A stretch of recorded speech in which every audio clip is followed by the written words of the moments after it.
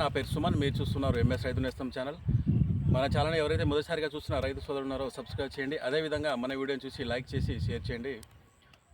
So రైతు సోదరులకి ఈరోజు నేను వీడియోలో తెలియపరిచేది ఏంటంటే, చాలామంది మనకు రైతు సోదరులు మన వీడియోని చూసి కామెంట్ పెడుతున్నారు, అన్న నిజంగానే రేట్ పెరుగుతుందా, లేక మీరు ఈ విధంగా మీరు అంటే మీ వ్యూస్ కోసం మీరు పెడుతున్నారు అనేసి చాలామంది చెప్తున్నారు. సో రైతు మిత్రులారా, నేను చెప్పేది ఏంటంటే, నేను పెట్టే వీడియోలో మనకు 16 నుంచి 20 వేల దాకా మార్కెట్ పెరిగే ఛాన్స్ ఉందనేసి నేను చెప్తున్నాను.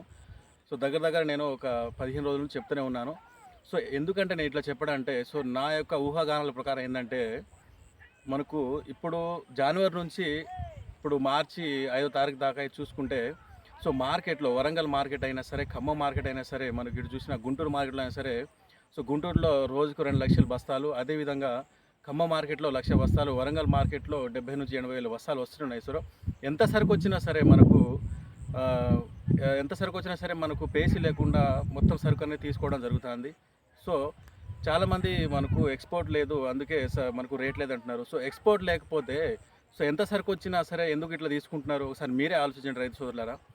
ఎక్స్పోర్ట్ లేదని చెప్పి మధ్యలో మనకి ఈ కొనుగోలుదారులు ఏం చేస్తున్నారంటే సిండికేట్గా మారి ఆ రేట్ని అక్కడే నిలకడగా చేసి ఏం చేస్తున్నారంటే, ఈ సరుకుని ఇప్పుడు తక్కువ ధరలో వస్తుంది కాబట్టి ఈ సరుకుని మొత్తం ఏసీలకు తరలిస్తున్నారు.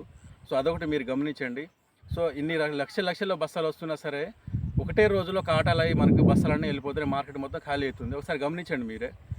ఎప్పుడైనా సరే మార్కెట్లో ఈరోజు ఒక 2 లక్షల బస్తాలు వచ్చి ఒక 40,000 బస్తాలు 30,000 బస్తాలు ఈరోజు ఆగినాయి అనేసి ఎవరైనా చెప్తున్నారా? అలాంటిది అయితే ఏం లేదు.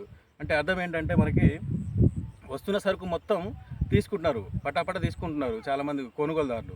అర్థం చేసుకోండి ఏంటంటే, మనకి రాబోయే రోజుల్లో అయితే మనకు రేట్ పెరిగే ఛాన్స్ ఉంది కాబట్టిగా ఈ సంవత్సరం కొనుగోలుదారులు, అదేవిధంగా పెద్ద సంస్థలు, ఐటీసీ సంస్థ లాంటివి, అదేవిధంగా టాటా సంస్థ లాంటివి కొన్ని పెద్ద సంస్థలు, అంటే మనకు ఈ చిల్లితో మనకు పౌడరు ఇలాంటి తయారయ్యే సంస్థలు ఉంటాయి కదా. మనకి అలాంటి సంస్థలు పెద్ద ఇండస్ట్రీస్ కూడా తీసుకుంటున్నాయి. ఎందుకంటే ఇప్పుడు రేపటి రోజు రేట్ పెరిగే ఛాన్స్ ఉంది. అంటే దీనికంటే తక్కువ అయితే రేట్ కాదు, ఇప్పుడున్న రేట్ కంటే దీనికంటే తక్కువ అయితే రేట్ కాదు.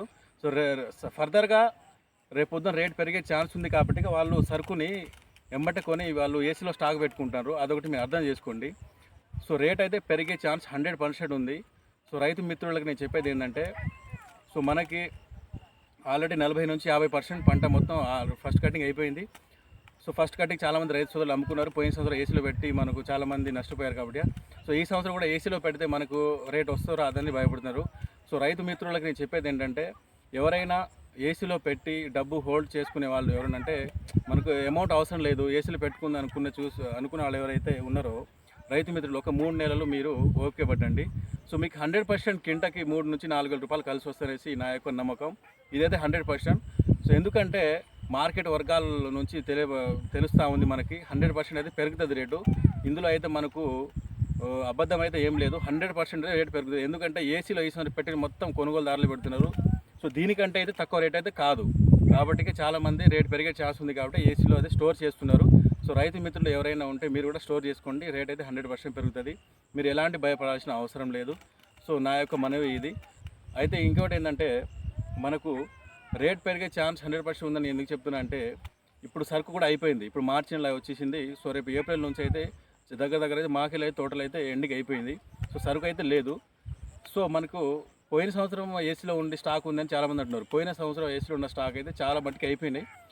అంటే ఒక ఖమ్మంలో కానీ గుంటూరులో కానీ ఇట్లా చూసుకుంటే, ఖమ్మంలో ఒక 10 లక్షల బస్తాలు, గుంటూరులో ఒక 12 లక్షల బస్తాలు ఈ విధంగా ఉన్నాయి, కానీ పెద్ద మొత్తంలో లేదు. ఆర్డర్లు ఫర్దర్గా మనకి బంగ్లాదేశ్, చైనా ఇలాంటి ఆర్డర్లు వస్తే మాత్రం ఒక 2 నెలల్లో ఈ సరుకు మొత్తం వెళ్ళిపోతుంది. ఫర్దర్గా మనకైతే 16 నుంచి 18 వేలు దాకా అయితే 100% అయితే మిర్చి రేటు పెరిగే ఛాన్స్ ఉంది. మనకు 18,000 19,000 తగలంటే మనకి ఏసీలో పెట్టుకుంటే 100% తగులుతుంది.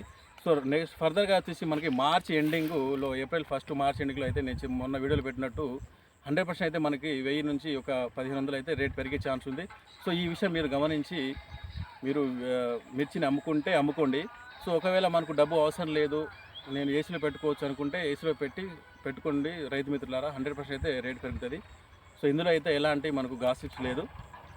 ఫర్దర్గా ఎలాంటి ఇన్ఫర్మేషన్ ఉన్నా మీకు నేను వీడియో రూపంలో చెప్తాను. నా వీడియోని చూసి లైక్ చేసి షేర్ చేయండి. థ్యాంక్ యూ, ధన్యవాదాలు.